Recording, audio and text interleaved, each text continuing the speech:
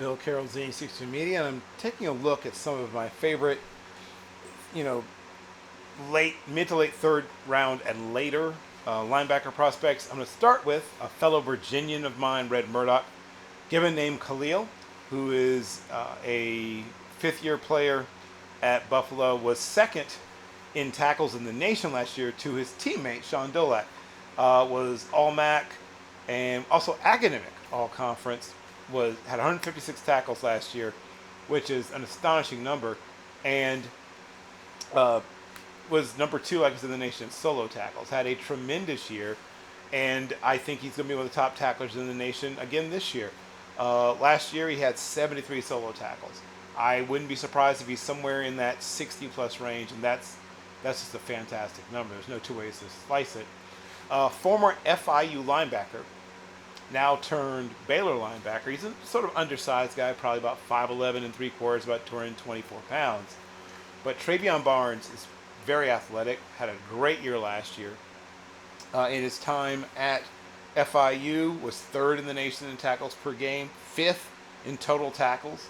In 11 games, he had 129 solo tackles. 10 of those tackles were lost, 3 sacks, 2 interceptions, and a fumble recovery, one of which he took all the way back for a touchdown. So had also 4 quarterback hurries for good measure. He is a modern, two-backer set linebacker. He's the smaller, the quicker linebacker who can cover. He can stay with tight ends, running backs, and even some slot receivers. Look for him to have a big year in his season now at Baylor, and I think Dave Aranda's really looking out for him. There's some really good FCS linebackers. And I'm going to admit my biases. Behold the green and gold. I am a graduate of Norfolk University for undergrad. And Stamarion Edwards, who spent some time at Alcorn, has now made his way for his senior year to, of course, the 757, the beautiful Tidewater. And he had 91 total tackles last year, also forced 3 fumbles and 2.5 sacks.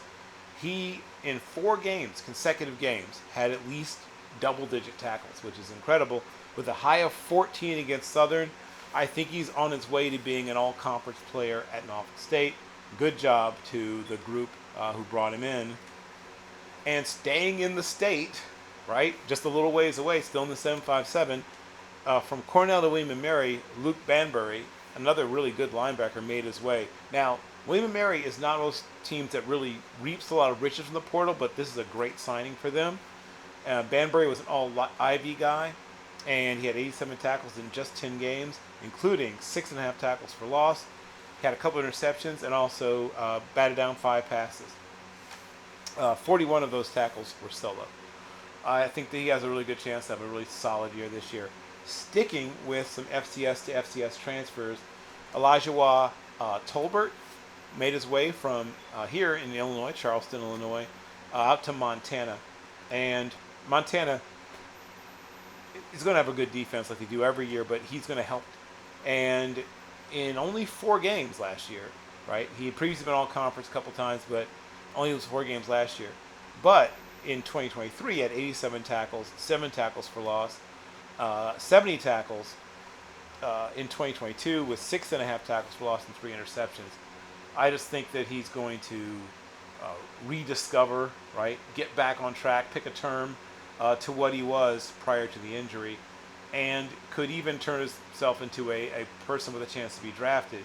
Now, it's always dicey when you're talking about FBS players, but he's a talented cat, and most importantly, smart, right? I mean, not just academically smart, though he is also that, he's football smart.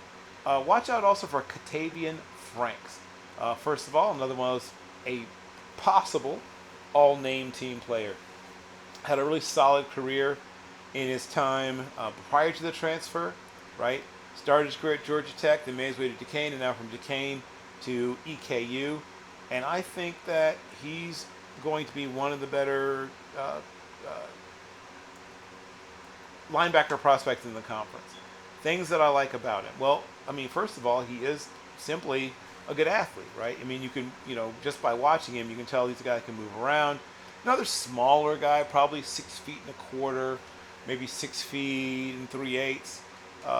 Is a graduate student, so He's listed at 220, probably 217, which is fine, especially nowadays. But he's, I think, going to have a really, really solid year. Now, in just 7 games, he was battling some injuries last year. He had 21 solo tackles. That's 3 tackles solos per game, 34 total.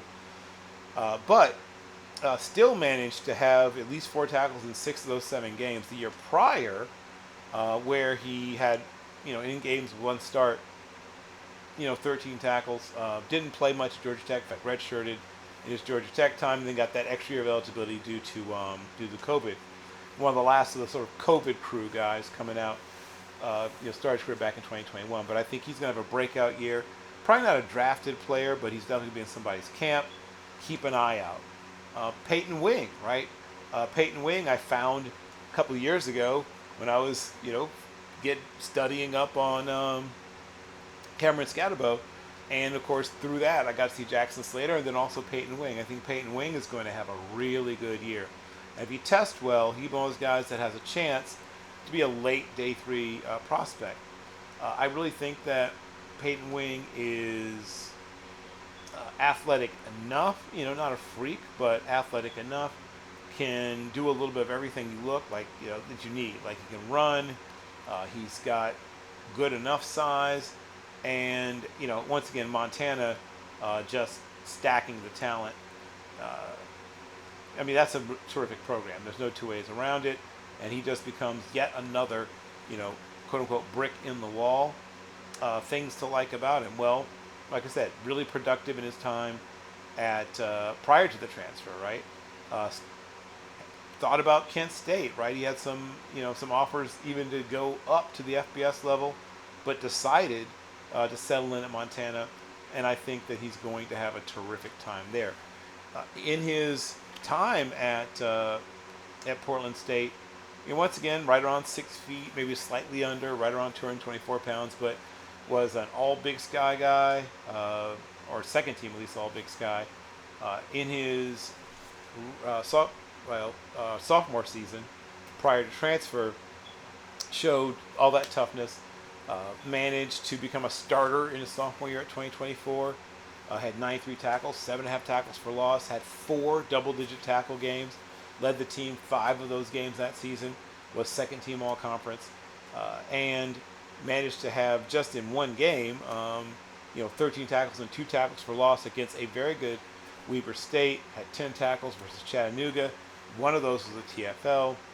Just showed up a lot in some of the better games. And like I said, a player that I had on my radar, and when I heard he's going to Montana, it's like, once again, the rich getting richer, blah, blah, blah. But, I mean, he's the real deal.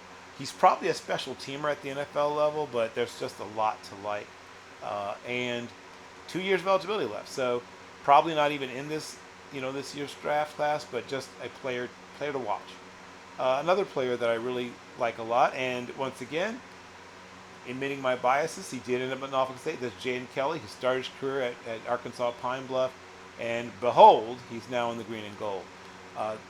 Norfolk State has really bolstered the linebacker room through the transfer portal, and while I don't see him at this moment as a player that's going to be drafted, he's a player that I think eventually finds his way, at least worst case in the NFL camp. Right around 6 feet tall, maybe a shade over 223 pounds. In his last year, had 91 total tackles.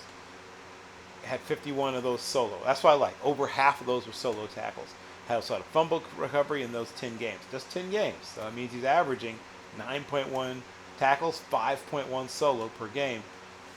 Had a huge game against Southern. 15 total tackles. 13, I'm going to repeat, 13 solo tackles. Also, had at least 9 tackles in back-to-back games. Had a great game against Prairie View, a good game against Grambling, and I think he's going to be another player with a shot to be all-conference. The linebacker room at Norfolk State is the best it's probably been in a while, and once again, we do have the portal to thank. The portal giveth, and the portal taketh away, but that's a whole other discussion. A few other linebackers that I think are going to show up and have a good year. Braden started his career at Houston, not